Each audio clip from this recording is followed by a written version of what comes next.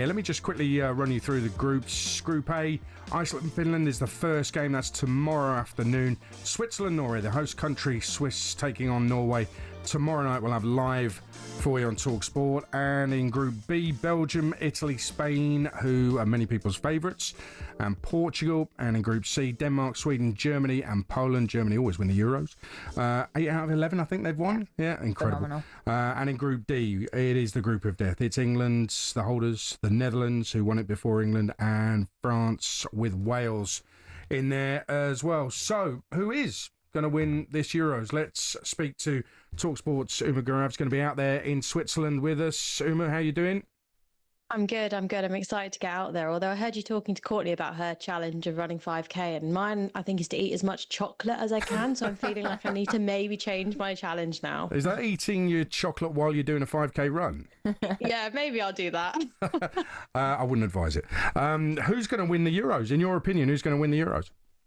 Well, my opinion and my heart, I think, are maybe two different things, because my heart is telling me England are going to do it again, and I really want them to. And I think, even though they've had this disruption heading into the tournament, I still think that squad is amazing. And Sarina Wiegman, how can we not trust her, seeing everything that we've seen from her, doing it with two different squads? Of course, I suppose the logical decision you've already mentioned a lot of times tonight, it's Spain look like the team to beat right now. And when you see some of the players in that lineup, Altana Bonmati, Alexia Putellas, Claudia Pina, I think is going to have a bit of a breakout tournament. They've got options like Salma Paraguayos. It does look hard to beat them, but England have done it before. Other teams have done it before. I know not often, but I think we also have to look. The name that I think is possibly the other big contender for this one, I think, is Germany. And I think they're flying a little bit under the radar here.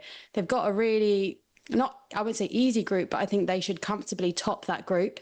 We could see them then meet England in the kind of first round of the knockout stages. But that squad, I think, is really strong. We saw them beat England at Wembley 4-3 not that long ago. Really painful defeat for England. But the quality they've got is outstanding. So I'd watch out for them as well. Any dark horses, any nations that you think are going to really surprise people? I think there could be a couple in there. I mean, I want to say Wales. I heard you talking about them, and I think that game against England could be crucial. I hope Wales can pull off a shock. I think the group as well that have got Belgium, Italy and Portugal in is going to be a really exciting one, because one of those three nations you'd expect to get out alongside Spain, of course. I think Belgium are going to be one to watch. We saw them obviously beat England. That was such a shock result, right? And then I think they've got some players in there who have great experience. Tessa Willart, Belgium captain, I have a feeling she's going to kind of announce herself on the global stage. So, yeah, we'll see a lot from them. But I think also Sweden. I know that's not necessarily a massive surprise, but that team who have done so well at so many major tournaments but just can't quite get the final edge. And I think they're due a major win, because with some of the players in that squad, God, they're due a big trophy, aren't they? You're right to pick out Belgium. I think we were all jaws to the floor after half an hour of that game against England. It finished 3-2, but they were 3-0 up and they'd absolutely ruined England. I think we were all panicking about the Euros with that first half hour in that game, but Belgium were really good. With Germany as well, it's an interesting one. We were talking before off air, Tash and I, Uma, about Shakira Martinez at West Ham, who's been unbelievable, one of the best players of the season. I mean, is there a better header of the ball in the WSL? She's not even in the Germany squad. That's how much talent they've got.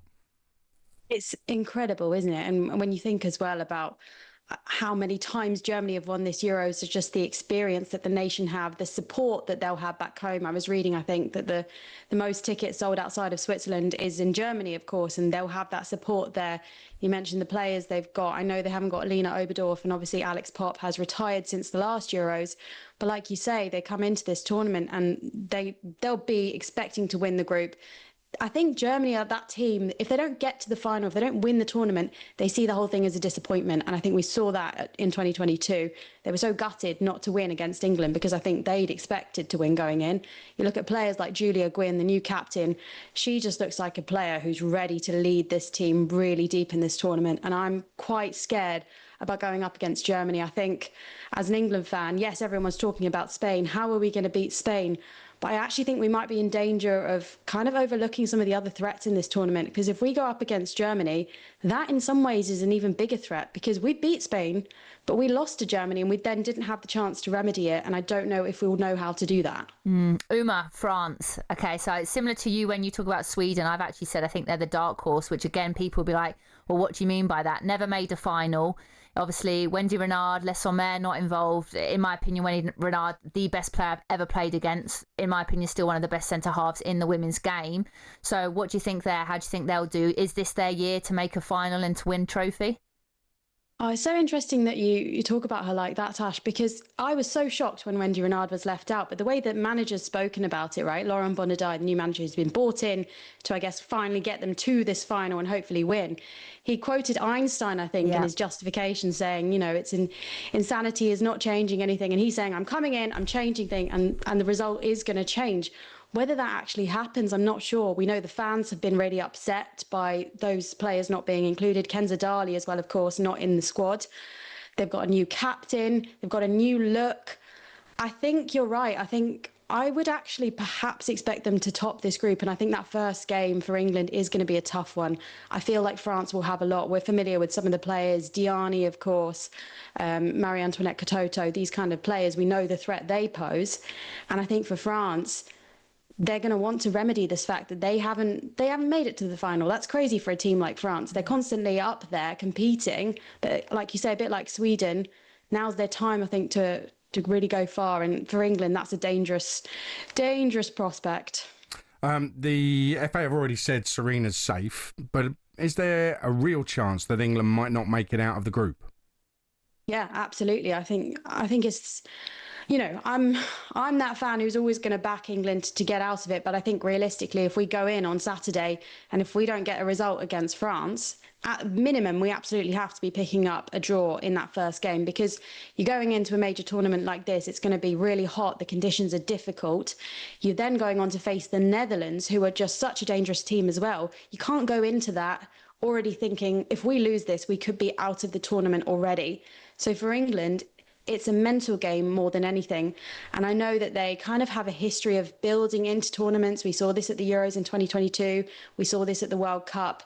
They're potentially kind of slow starters, I think, at the tournament. And, then it culminates in that 8-0 win over Norway in 2022. We saw that, and that was great. But we can't have that this time around. They have to get a result against France. If they don't, I think that we could be in serious danger of not making it out of the groups. Well, there's a real morale raiser. I still think they're going to win the whole thing. That's what your heart's saying. Your head is not saying that at all. I hope that Serena Wiegmann does it again and proves us all wrong. But let's see what happens. It's a tough group. Surely they're going to get out of it. Uma, thank you very much. And we'll see you in Switzerland up next.